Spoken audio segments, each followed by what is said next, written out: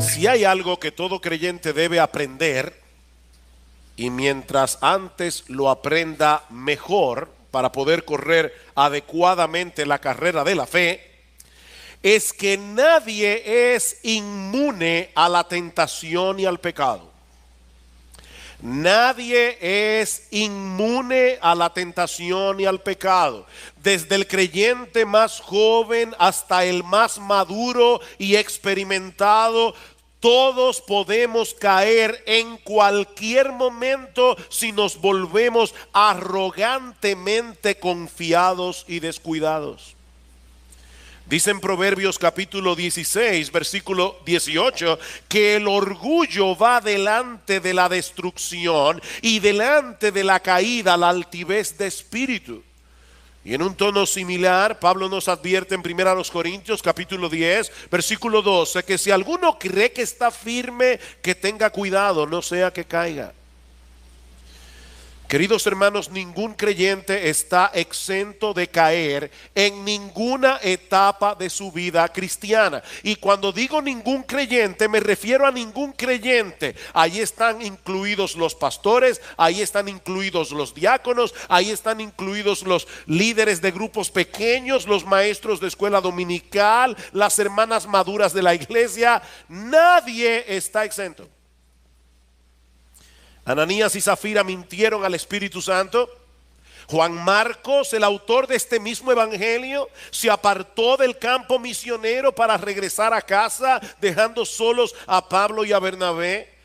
El apóstol Pedro se comportó como un hipócrita en la iglesia de Antioquía, cuando dejó de juntarse con cristianos de trasfondo gentil por temor a los judíos que profesaban la fe, y Pablo tuvo que confrontarlo y amonestarlo públicamente. Los creyentes en Éfeso perdieron su primer amor. En Tesalónica algunos andaban desordenadamente, no queriendo trabajar, y noten que todos los ejemplos que he usado son del Nuevo Testamento. Podría continuar citando ejemplos tras ejemplos de hombres y mujeres que se encontraban en la misma etapa en que nosotros nos encontramos en la historia de la redención, con el Espíritu Santo morando permanentemente en ellos, y aún así fueron derrotados en algunas batallas puntuales en sus luchas contra el pecado.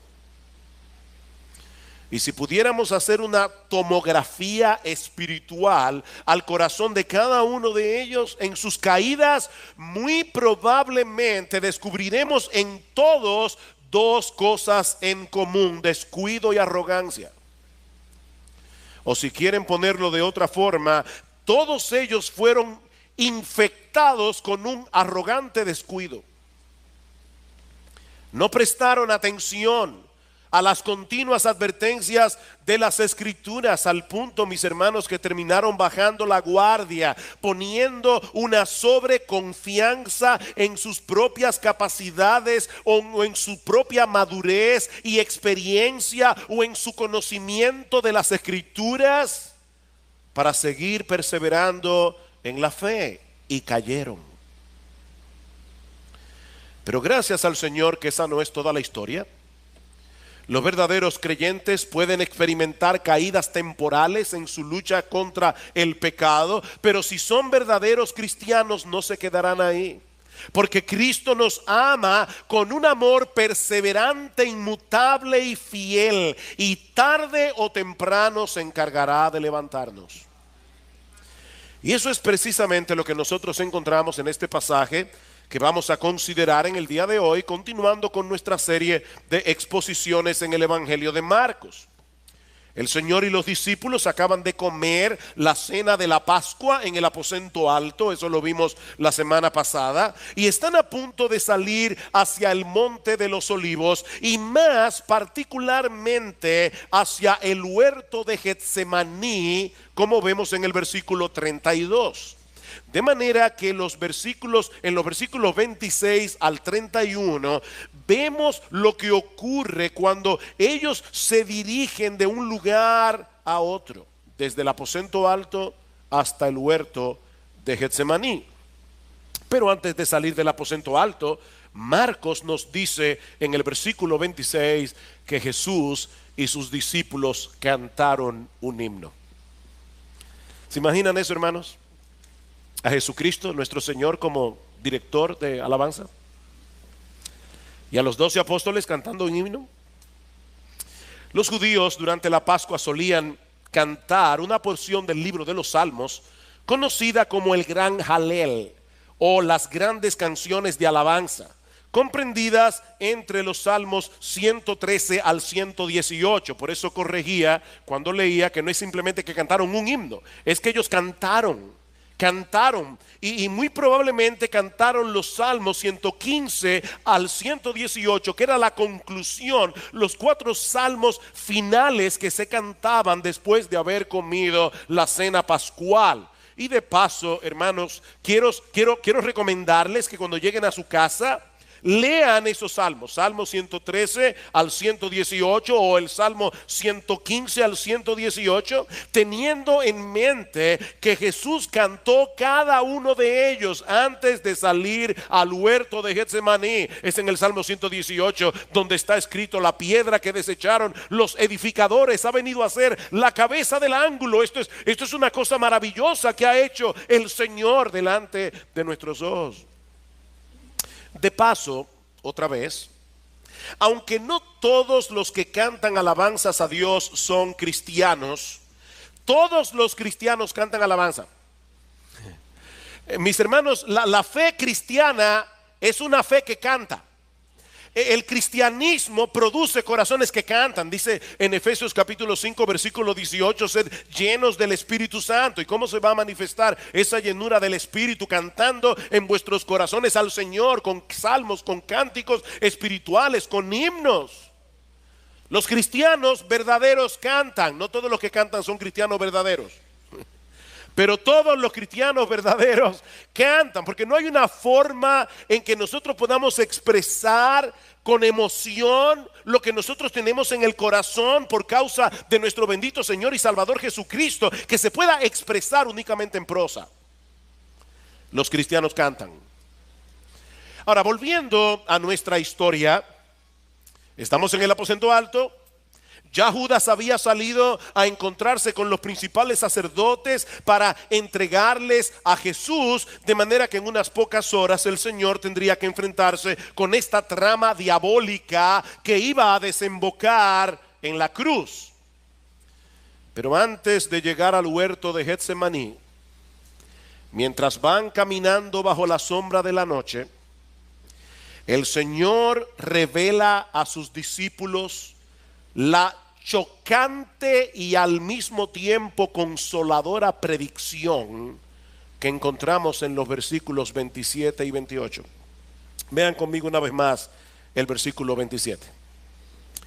Jesús les dijo: todos vosotros os apartaréis. Y el Evangelio de Mateo en el pasaje paralelo dice: por causa de mí. Todos vosotros os apartaréis por causa de mí, porque escrito está: heriré al pastor y las ovejas se dispersarán. Recuerden que durante la cena del Señor ya Él les había revelado que en medio de ellos había un traidor. ¿Recuerdan? Uno de vosotros me va a entregar. Ahora, si aquel anuncio tiene que haberles caído como un rayo en el corazón, este tiene que haber sido 1000 veces peor. No solo hay un traidor en el grupo, sino que todos ustedes, sin ninguna excepción, y el Evangelio Mateo añade en el pasaje paralelo: esta misma noche, todos ustedes, sin excepción, esta misma noche se apartarán de mí. La palabra griega que se traduce como apartarse significa literalmente caer en una trampa, tropezar. Es la palabra griega escandalizo, de donde proviene nuestra palabra en español escandalizarse. Todos ustedes serán tan fuertemente zarandeados y sacudidos en esta misma noche por lo que está a punto de sucederme, que se agrietarán los cimientos de la fe y de la confianza que hasta ahora han depositado en mí como el Mesías. Todos sin excepción se apartarán de mí. Todos negarán tener cualquier tipo de vinculación conmigo. Todos se avergonzarán de conocerme. Todos me dejarán solo esta noche. El Señor no está hablando de algo que va a suceder dentro de unos años, ni siquiera dentro de unos meses. No. La fidelidad que hasta ahora han demostrado tener hacia mí quedará hecha polvo en esta misma noche, porque eso ya fue profetizado hace 500 años atrás. Porque escrito está: heriré al pastor y las ovejas se dispersarán. Eso está escrito, dice el Señor. Esta es una profecía que se encuentra en Zacarías capítulo 13 versículo 7, en el contexto de un pasaje más amplio en el que Dios promete proveerle a su pueblo perdón y purificación a través de la muerte de ese pastor que se menciona aquí. Heriré al pastor, heriré al pastor. Ahora, ¿quién es este pastor? ¿Y quién es el que hiere al pastor? Bueno, unos versículos antes, en Zacarías capítulo 12 versículo 10, recuerdan, esta profecía se encuentra en Zacarías capítulo 13 versículo 7, pero unos versículos antes, en Zacarías 12:10, Dios anuncia a través del profeta que Él derramaría sobre la casa de David y sobre los habitantes de Jerusalén espíritu de gracia y de súplica. Es decir, yo voy a traer por la gracia del Espíritu Santo una obra tal que en Israel muchos se arrepentirán. Pero entonces añade: y me mirarán a mí, a quien han traspasado. Perdón, hermanos, pero esto es importante. ¿Quién está hablando aquí? ¿Quién es el que está hablando? No estén tímidos. ¿Quién es el que está hablando? Dios. Estamos en el Antiguo Testamento. ¿Y qué está diciendo Dios aquí? Dios está diciendo: yo voy a enviarles mi Espíritu Santo.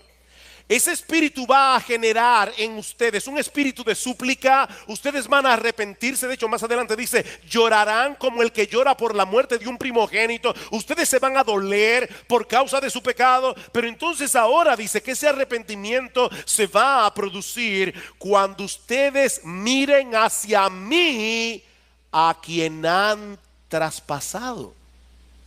¿A Dios? Mis hermanos, nadie puede herir a Dios a menos que Él tome para sí un cuerpo de carne. Cientos de años más tarde, el apóstol Juan iba a citar en su evangelio este pasaje del profeta Zacarías. En Juan capítulo 19, versículo 37, cuando un soldado atravesó con una lanza el costado del cuerpo muerto de Jesús, Juan nos dice que eso sucedió para que se cumpliera la escritura: mirarán a mí, a quien traspasaron. Pero Juan añade un detalle impresionante. Dice que cuando el soldado hirió el costado de Jesús con una lanza, salió sangre y agua. Eso fue tan impresionante para Juan que dice: yo soy testigo, yo vi eso.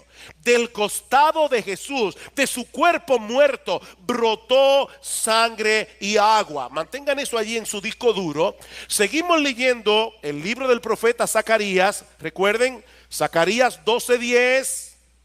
Mirarán a mí, a quien han traspasado.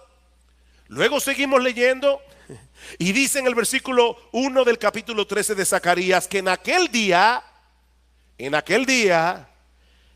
habrá una fuente abierta para la casa de David y para los habitantes de Jerusalén, para lavar el pecado y la impureza.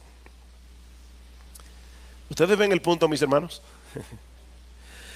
Mirarán a mí, a quien han traspasado, dice Dios, y en aquel día habrá una fuente abierta para la casa de David y para los habitantes de Jerusalén, una fuente de perdón y purificación que brotó del costado del cuerpo muerto de Jesús: sangre y agua. Ahora es en ese contexto que ahora dice Dios en Zacarías 13:7: despierta espada contra mi pastor y contra el hombre compañero mío, declara el Señor de los ejércitos, hiere al pastor y se dispersarán las ovejas. Es Dios, mis hermanos, el que da la orden para que venga la espada que ha de herir a este pastor, al que ahora Dios identifica como su compañero. Despierta espada contra mi pastor y contra el hombre compañero mío. Y esta frase hebrea puede ser traducida también como el hombre que es mi igual, o aquel que está asociado conmigo. Queridos hermanos, este que fue traspasado, herido por la espada de la justicia de Dios, no puede ser otro que el Dios encarnado que fue a la cruz como el buen pastor que dio su vida por las ovejas. Eso fue profetizado 500 años antes de Cristo. Ven espada y aplica mi justicia en ese pastor. Él tiene que recibir el castigo que merecen nuestros pecados en la cruz. Yo, dice Dios, yo heriré a mi pastor. Es mi pastor, yo lo voy a proveer, pero yo mismo lo voy a herir con mi justicia y las ovejas se dispersarán. ¿Saben qué, mis hermanos? A final de cuentas, los líderes religiosos de Israel y los soldados romanos que clavaron a Cristo en la cruz solo fueron agentes secundarios en esta gran historia de la redención. Ellos no eran los protagonistas. Sí, ellos fueron responsables de su pecado, pero en última instancia fue Dios mismo el que entregó a su Hijo por nuestras transgresiones. Dios lo castigó en la cruz del Calvario. El castigo de nuestra paz fue sobre él. Isaías 53: y por su llaga fuimos nosotros curados. El problema es que en este punto de la historia los discípulos no tenían la capacidad de ver la cruz desde esa perspectiva. Para todos ellos iba a ser un tropiezo enorme ver a su Mesías juzgado y condenado por los líderes religiosos de Israel. Esa no era la imagen que ellos tenían de un Salvador. Alguien que muere en debilidad, clavado en una cruz romana. Y tal como había sido profetizado, todos ellos, esa misma noche, sin excepción, abandonaron a Jesús. Pero hay una nota de esperanza en medio de este anuncio profético tan sombrío y tan desalentador. Versículo 28. Oigan, hermanos, qué impresionante. Pero después que yo haya resucitado. ¿Notaron? De paso, la espada que va a herir al pastor es para matarlo, evidentemente, porque nadie resucita sin haber muerto antes. Dice Cristo aquí: después que yo haya resucitado. Todavía no ha muerto y ya está hablando de su resurrección. Iré delante de vosotros a Galilea. Wow. El Señor está profetizando que Él va a resucitar, Él será levantado de los muertos, pero también está profetizando la recuperación espiritual de los discípulos. El buen pastor de las ovejas congregaría de nuevo a su rebaño, que lo iban a abandonar. Dice: no se preocupen, yo los voy a congregar otra vez. Yo soy el buen pastor, yo guardo a mis ovejas, yo los voy a cuidar, los voy a proteger, yo los voy a reunir otra vez en torno a mí. En la región de Galilea, en el mismo lugar donde los llamó originalmente para ser suyos. ¿Recuerdan? Cuando caminaban por el mar de Galilea, Jesús le dijo a Pedro, a Juan, a Jacobo, a Andrés: síganme. Allá me encontraré con ustedes, allá los reuniré. Y será precisamente en esa reunión donde Cristo comisionaría a estos discípulos a hacer otros discípulos en todas las naciones, bautizándolos en el nombre del Padre y del Hijo y del Espíritu Santo, como vamos a hacer nosotros esta noche. enseñándoles que guarden todas las cosas que os he mandado. Y he aquí, yo estoy con vosotros todos los días hasta el fin del mundo.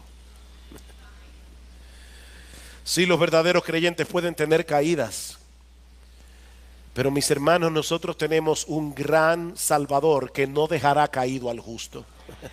Él no dejará caído al justo. Todos ustedes se apartarán esta noche de mí cuando me vean padecer en debilidad, pero voy a levantarme de los muertos y a congregarlos de nuevo en torno a mí en la región de Galilea. Queridos hermanos, es imposible, es absolutamente imposible que un verdadero creyente se pueda perder y terminar en el infierno, porque nuestra salvación a final de cuentas no depende de ti, de mí, depende de Él. Mis ovejas oyen mi voz, dice el Señor en Juan capítulo 10 versículo 27, y yo las conozco y me siguen, y yo les doy vida eterna y no perecerán jamás, ni nadie las arrebatará de mi mano. Mi Padre que me las dio es mayor que todos y nadie las puede arrebatar de la mano de mi Padre. Mis hermanos, déjenme hacerles una pregunta. ¿Desde cuándo sabía Cristo que todos sus discípulos lo iban a abandonar esa noche?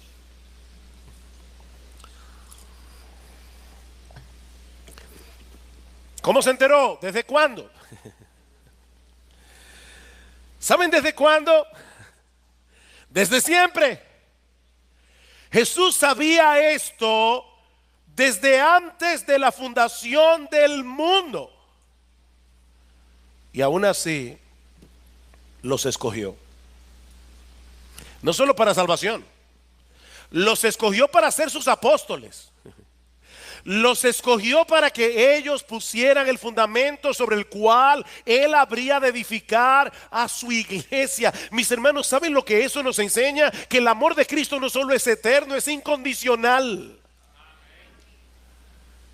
Él nos conoce. Él nos conoce como nadie podrá conocernos jamás. Él conoce cada recoveco de nuestras almas. Él nos conoce muy bien. Nos conoce al dedillo cuando estamos en nuestra mejor situación y cuando estamos en nuestra peor condición. Él nos conoce. Pero ¿saben qué, mis hermanos? Si somos verdaderos creyentes, a pesar de todo eso nos ama. Y nos ama como nadie nos amará jamás. Él no solo sabía de antemano lo que iba a suceder esa noche con todos sus discípulos, Él también sabía de antemano cuál iba a ser la reacción de cada uno de ellos al escuchar estas palabras proféticas. Y eso nos lleva a nuestro segundo encabezado: la reacción arrogante y necia de los discípulos. Hermanos, ¿cómo debieron reaccionar los discípulos cuando Jesús les dice esa noche: todos ustedes me abandonarán? Si había algo que ellos habían aprendido después de haber estado con Jesús por más de 3 años, es que Él no hablaba por hablar. Si había algo que ellos sabían del Señor Jesucristo, es que Él era absolutamente veraz, Él era absolutamente confiable. Y por si todo esto fuera poco, Jesús acaba de hacerles ver que esta caída temporal había sido profetizada hacía 500 años atrás. ¿Saben lo que ellos debieron haber hecho? Haber pedido perdón de antemano. Los discípulos debieron haberse puesto a temblar esa noche y sentir un peso sobre sus conciencias por causa de su propia pecaminosidad, por causa de su cobardía. Oh Señor, qué terrible es saber que en nosotros existe la capacidad de traicionarte de ese modo. Por favor, Señor, perdónanos, ten misericordia de nosotros, líbranos del mal. Eso es lo que ellos debieron haber hecho, pero no fue lo que hicieron. Versículo 29. Entonces Pedro le dijo: aunque todos se aparten, yo Sin embargo, no lo haré. El anuncio los incluía a todos. Todos ustedes me abandonarán, pero siempre Pedro, ¿verdad?, toma la voz cantante. Hay una doble arrogancia aquí, de parte de Pedro.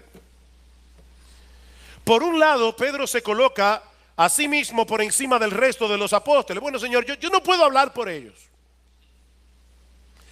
pero en lo que a mí respecta, yo nunca te negaré.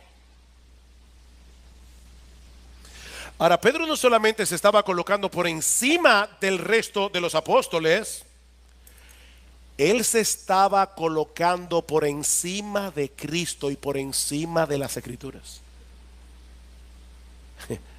Miren, mis hermanos, de verdad, yo leía esto y decía, wow, pero no que arrogante es Pedro, no, lo que yo decía, que arrogantes somos nosotros. Qué arrogantes somos.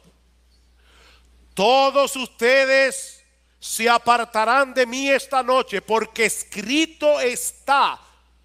No. Excúsame, Señor, pero eso no es posible. Puede ser que estés interpretando mal la profecía de Zacarías. Yo no sé. Lo único que yo sé es que sería incapaz de traicionarte de ese modo, aunque honestamente yo no sé lo que harían los demás. En el texto paralelo, en el Evangelio de Lucas, hay un detalle que no aparece ni en Mateo ni en Marcos, y es que Cristo le dice a Pedro de manera particular: Simón, Simón, se llamaba Simón Pedro, Simón, Simón, he aquí Satanás os ha pedido, no solo a Pedro, sino a todos los discípulos, Satanás os ha pedido para zarandearos como a trigo, pero yo he rogado por ti que tu fe no falte, y tú, una vez vuelto, cuando te arrepientas de tu pecado, confirma, fortalece a tus hermanos. ¿Tú te imaginas eso? Que alguien te diga con toda certeza: mira, déjame decirte algo, Satanás te pidió para zarandearte, y sabes que Dios le dio permiso. Uy, eso es como para ponerse a temblar. Zacarías lo profetizó. Pedro, yo te estoy diciendo que eso es precisamente lo que esa profecía significa, y ahora te estoy revelando que ahí en el cielo, en una parte que tú no puedes ver ni entender, Satanás le ha pedido permiso a Dios para zarandearlos a todos ustedes esta noche, y Dios le concedió el permiso. No, Señor, es que ni el mismo Satanás puede hacerme que yo te traicione. Mis hermanos, de verdad, este es el colmo de la arrogancia y de la insensatez. Pero el Señor es tan paciente que en vez de desechar a Pedro, le dice: Pedro, déjame darte algunos detalles adicionales. Versículo 30. Y Jesús le dijo: en verdad te digo que tú, hoy, esta misma noche, antes que el gallo cante 2 veces, me negarás 3 veces. Wow. Esta profecía no podía ser más específica. Escuchen cada palabra otra vez. En verdad, esta traducción es la traducción de la palabra amén. El texto original dice amén.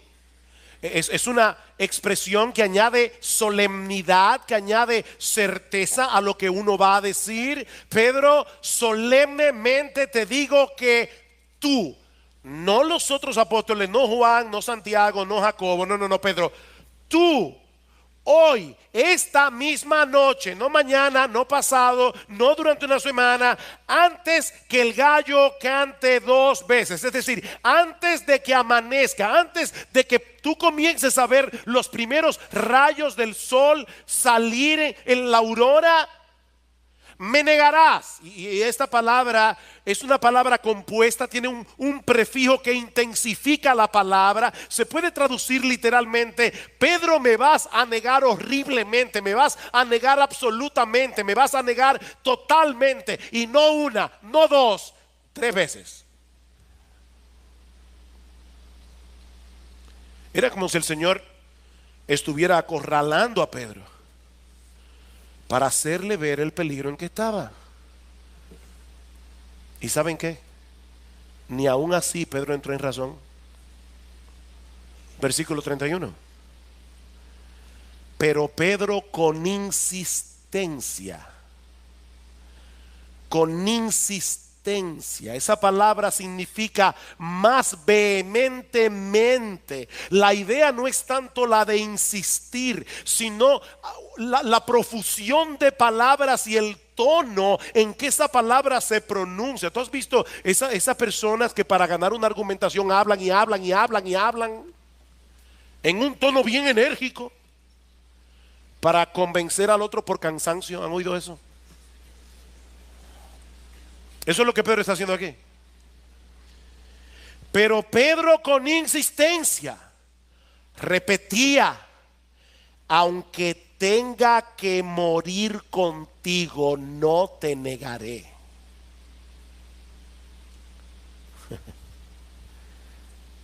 Y todos decían lo mismo.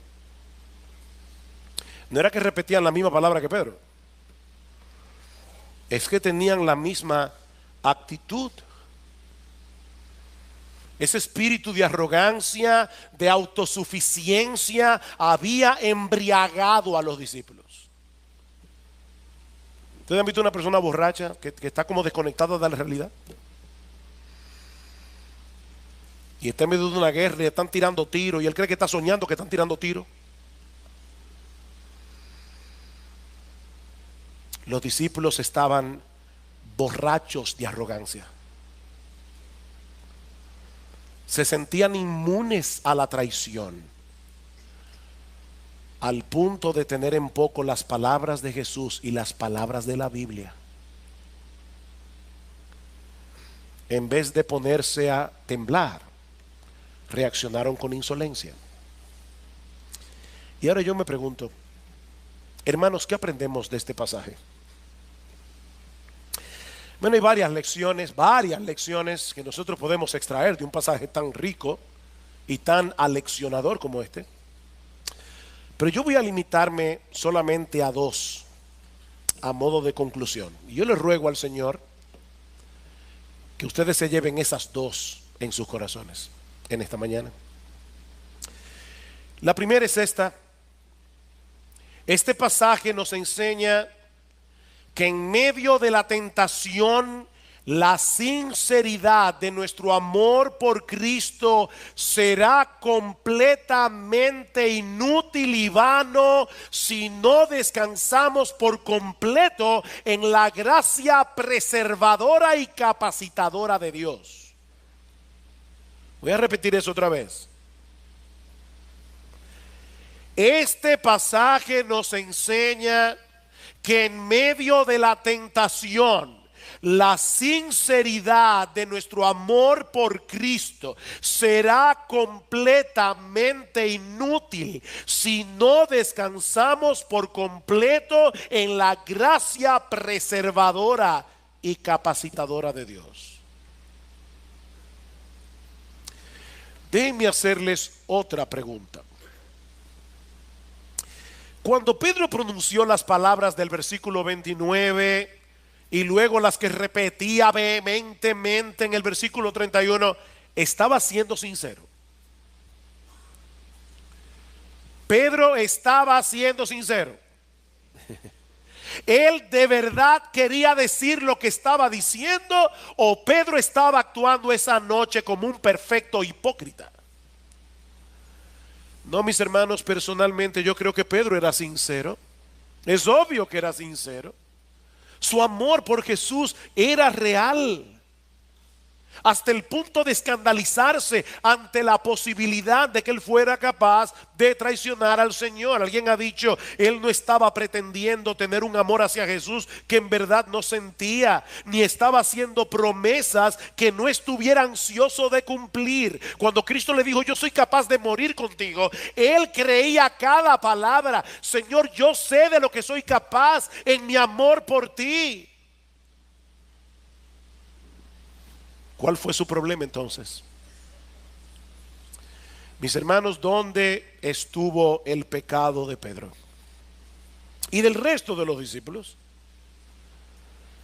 En que, amparado en su propia sinceridad, se descuidó. En que, amparado en su propia sinceridad, se descuidó. El problema de Pedro y del resto de los apóstoles, y si ustedes se van a llevar una sola idea para sus casas en esta mañana, que sea esta: el pecado, el error de Pedro y de los apóstoles es que ellos llegaron a creer que la medida de su sinceridad era la medida de su fortaleza. Ellos cayeron en el error de pensar que la medida de su sinceridad, en la misma medida en que ellos eran sinceros, en esa medida eran fuertes espiritualmente. Cayeron en la trampa de creer que así como eran de sinceros, así también eran de fuertes. Mira, mi hermano, no importa qué tan genuino sea tu amor por Cristo, no importa cuánto desees vivir para Él, tú y yo somos demasiado débiles en nosotros mismos. Eso no tiene nada que ver con tu sinceridad. Eso no tiene nada que ver con tu deseo de vivir para Cristo. Tú y yo somos débiles. De ahí las palabras de Pablo que citamos al principio en 1 Corintios capítulo 10 versículo 12. El que cree que está firme, tenga cuidado. Tenga cuidado, no sea que caigas, no te sientas seguro simplemente porque eres sincero, porque la sinceridad no es una vacuna contra la tentación. La sinceridad no es una vacuna. Dice en Proverbios capítulo 26 versículo 28 que el que confía en su propio corazón, ¿saben lo que es? Es un necio. El que confía en su corazón es un necio. ¿Ustedes recuerdan cuando Cristo les dijo a los apóstoles, uno de vosotros me va a entregar? ¿Cómo reaccionaron ellos en ese momento? ¿Verdad que no soy yo, Señor? Todos ellos comenzaron a experimentar una saludable autodesconfianza, como veíamos el domingo pasado. Pero ¿qué pasó aquí? Miren, mis hermanos, la Biblia dice que el pecado todavía mora en nosotros, y aunque el pecado ya no es nuestro rey, el pecado ya no nos domina a su antojo como nos dominaba antes. El pecado sigue siendo un enemigo de temer, y si te descuidas, caerás. Juan Carlos Rael, un gran siervo de Dios del siglo XIX, decía esto: hay mucha más maldad en nuestros corazones de la que sabemos. ¿Tú oíste eso? Hay mucha más maldad en nuestros corazones de lo que sabemos. Hay momentos cuando el Señor permite que se descorra un poco el velo y uno pueda ver lo que hay dentro del corazón. Yo no sé ustedes, hermanos, pero cuando yo puedo mirar un poquito dentro del mío, me espanto. Cuánta basura, cuánto pecado, cuánta iniquidad.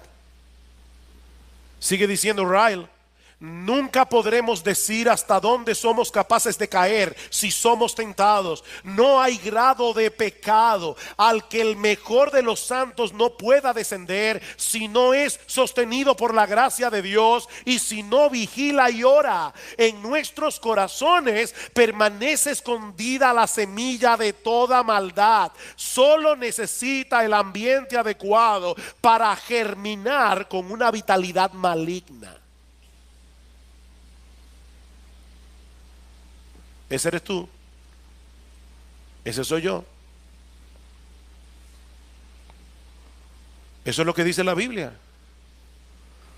¿Qué dice Pablo en Romanos capítulo 7? Cuando quiero hacer el bien es que yo descubro esta ley, que el mal está en mí. ¿Oyeron eso? Cuando yo descubro, cuando yo quiero hacer el bien. Pablo está diciendo, yo me puedo poner a ver televisión, yo puedo ponerme a leer el periódico y yo no me doy cuenta de eso, pero cuando yo quiero hacer el bien, cuando yo quiero hacer algo bueno, ahí es que yo descubro, y la palabra ahí es eurisco. ¿Recuerdan a Arquímedes cuando descubrió el principio aquel que se metió en la bañera? Toda esa leyenda que dice que él dijo: eureka, lo he descubierto. Esa es la palabra que usa Pablo allí. Cuando yo me dispongo a hacer el bien, ahí es que yo descubro que el mal está en mí.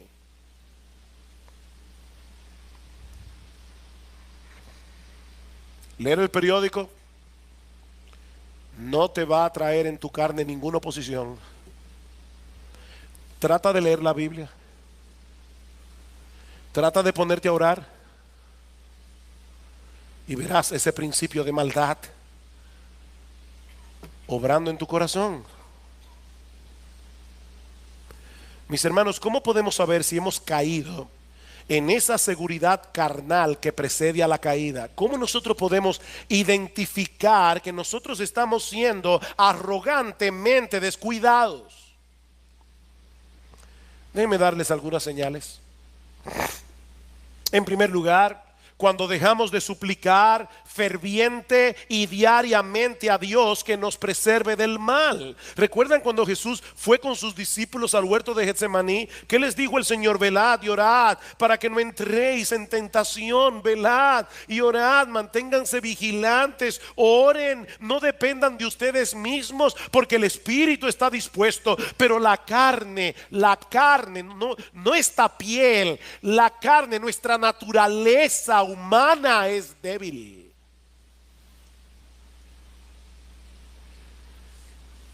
Pero ¿qué hicieron los discípulos? Recuerden, ellos estaban embriagados esa noche de una confianza carnal. ¿Qué hicieron los discípulos en el huerto de Getsemaní? Se pusieron a descansar y a dormir, cuando ya Cristo les había dicho: el diablo os ha pedido para zarandearos como a trigo. Yo voy a orar, yo voy a descansar un rato, yo voy a dormirme un rato. Cuando pasamos por alto las continuas advertencias de las Escrituras con respecto a las seducciones del pecado, del diablo y del mundo, es evidente, mis hermanos, que nosotros estamos embriagados de esta descuidada, de esta arrogancia descuidada, o de este descuido arrogante. Mi hermano, ¿tú crees lo que la Biblia dice cuando dice en primera de Pedro capítulo 2 versículo 11? Hermanos, yo os ruego como extranjeros y peregrinos que os abstengáis de los deseos carnales que batallan contra el alma. ¿Tú crees eso? ¿Tú crees que es verdad lo que dice el apóstol Pedro? Sed sobrios y velad, porque vuestro adversario el diablo, como león rugiente, anda alrededor buscando a quien devorar. No a quien hacerle cosquillas, a quien devorar. ¿Tú crees eso? Cuando nos creemos lo suficientemente maduros como para caminar cerca de las tentaciones, es obvio, hermanos, que hemos sido embriagados con esta confianza carnal. Cuando escuchamos que otros han caído y nos sentimos superiores en vez de llenarnos de temor.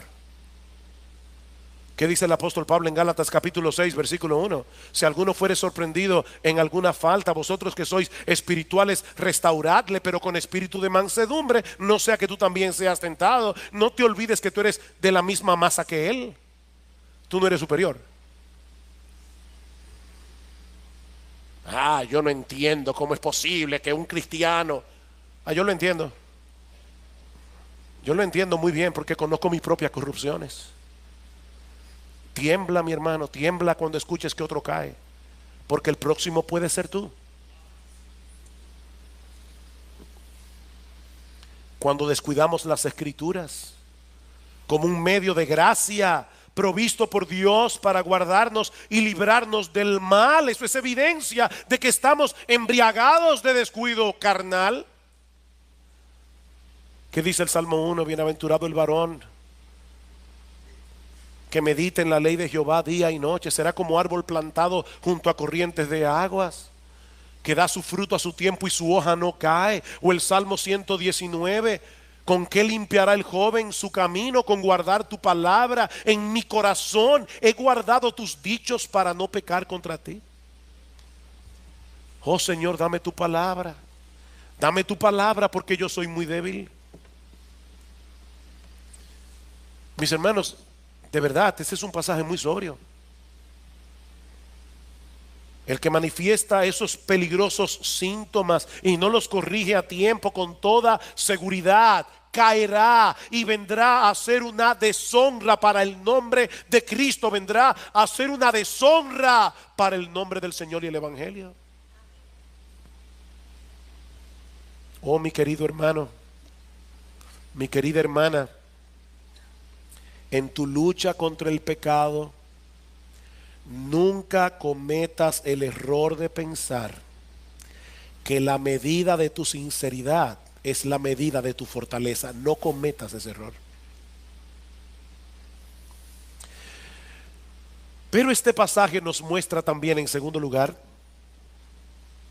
la constancia y eficacia del amor y el poder de Cristo para proteger y sostener a sus genuinos pero débiles discípulos. Voy a repetir eso otra vez.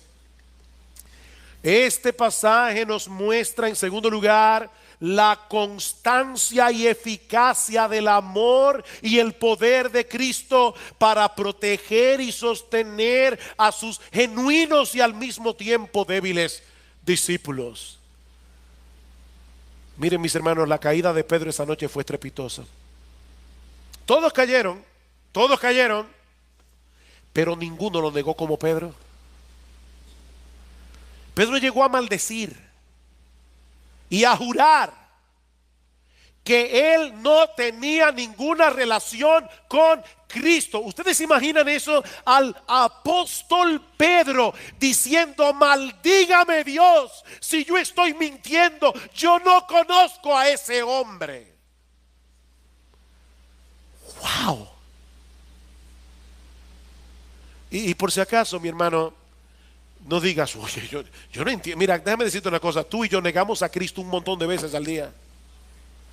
Cada vez que tú te quedas callado, joven, en la universidad y no quieres predicar el evangelio por temor a que te identifiquen como un cristiano quedado, hablando en español y en dominicano, tú estás negando a Jesús. Cada vez que nosotros nos quedamos callados, en vez de defender la verdad, estamos negando a Cristo, porque Él es la verdad encarnada. Cada vez que tú y yo nos sentimos atemorizados de que las personas nos confundan con esta peste de evangélicos, tú estás negando al Señor.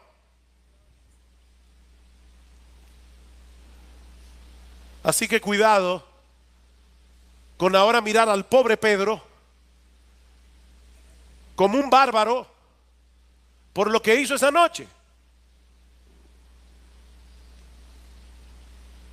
Pedro llegó a maldecir y a jurar: yo no conozco a ese hombre. Pero ¿saben qué? Cristo le había dicho: Pedro, el gallo va a cantar 2 veces. Y así como el gallo se usaba en aquellos días como el despertador, Cristo le proveyó a Pedro ese canto del gallo como una llamada despertadora. Pedro, cuando el gallo cante 2 veces, recuerda mis palabras. Recuerda mis palabras. Y me encanta. Wow, enternece mi corazón cómo Lucas narra esta historia. En Lucas capítulo 22, versículo 61, dice que en ese momento, cuando el gallo cantó, el Señor se volvió y miró a Pedro. Y entonces Pedro recordó la palabra del Señor, cómo le había dicho: antes que el gallo cante hoy me negarás 3 veces. Y saliendo fuera lloró amargamente. ¿Ustedes se imaginan eso, hermanos? Mientras Jesús estaba en el patio del sumo sacerdote, atado, siendo acusado injustamente, golpeado y maltratado por una turba de soldados que estaban fuera de sí, Jesús estaba pensando en Pedro. Nunca olvidó a su discípulo indigno cuando las burlas y los golpes estaban cayendo sobre él. Sus pensamientos, su corazón estaba con aquel que en ese mismo momento lo estaba negando.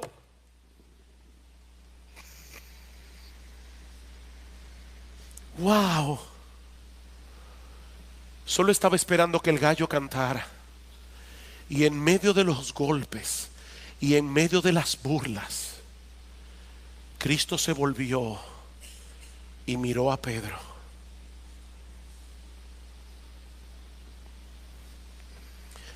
Alguien decía que fue esa mirada lo que evitó que la caída de Pedro desembocara en la traición de Judas.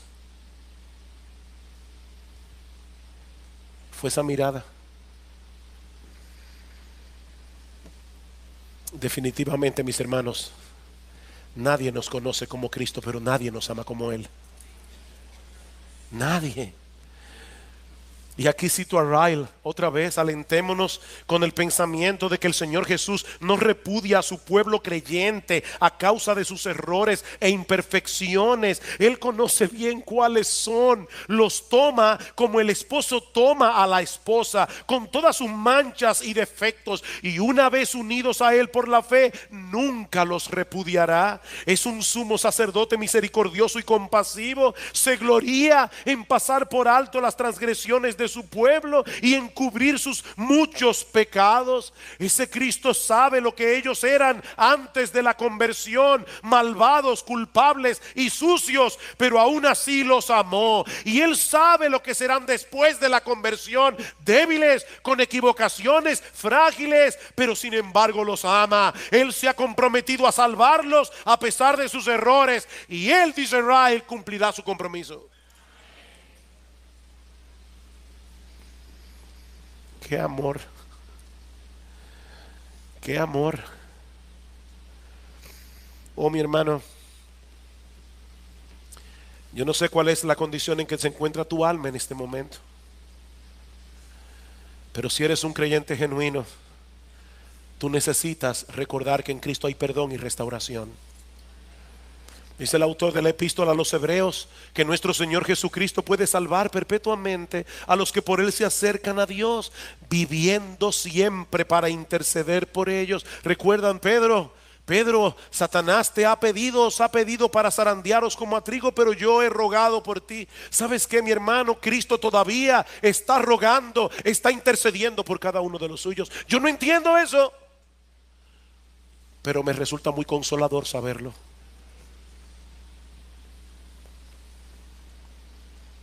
¿Deben los creyentes ser motivados a pecar por causa del amor de Cristo? No, no importa lo que yo haga, no importa. Allí siempre estará Cristo dispuesto a perdonarme. No, por supuesto que no. Si alguien piensa de ese modo es porque no conoce la gracia de Dios en Cristo. El que piensa de esa manera nunca ha sentido la amargura del pecado después de haber experimentado la dulzura del perdón. Una persona que piensa así no es cristiano. Para el verdadero cristiano, el perdón de Dios nunca es un combustible para seguir pecando, jamás. Ese perdón es más bien un aliento para seguir corriendo la carrera con más resolución y con una mayor gratitud. Dice el profeta Isaías que los que esperan en el Señor renovarán sus fuerzas, se remontarán con alas como águilas, correrán y no se cansarán, caminarán y no se fatigarán. Así que levántate, mi hermano, levántate. Sigue corriendo la carrera, descansando enteramente en la bendita gracia de Dios. Porque en Cristo encontramos una fuente inagotable de perdón y purificación. Si confesamos nuestros pecados, Él es fiel y justo para perdonar nuestros pecados y para limpiarnos de toda maldad. Y si hay alguno entre nosotros que aún no ha venido a Cristo en arrepentimiento y fe, yo quisiera persuadirte en esta mañana a que te refugies únicamente en Él para el perdón de tus pecados. Mi amigo, déjame decirte algo: es terrible que un creyente, un verdadero creyente, sea atrapado por la arrogancia de su corazón y caiga en pecado. Eso es terrible, pero es 1000 veces más terrible que una persona viva sumergido en esa ilusión de autosuficiencia y sea arrojado al final de sus días en una condenación sin fin. Eso es 1000 veces peor. Por amor a tu alma, ven a Cristo. Deja de confiar en ti. Deja de confiar en ti, deja de confiar en tu decencia, deja de confiar en tu religiosidad, deja de confiar en tus buenas obras. Y confía únicamente en Cristo, clama a Él por misericordia. Y no solo recibirás el perdón de todos tus pecados, recibirás también la gracia transformadora de Dios, que te liberará de ese yugo, para que desde ahora y hasta el fin de tus días seas de Cristo y de nadie más.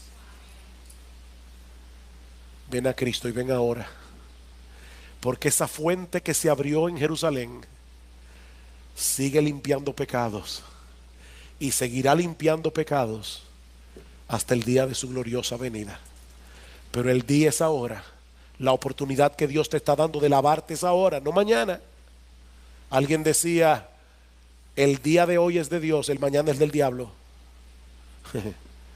Es ahora, no mañana.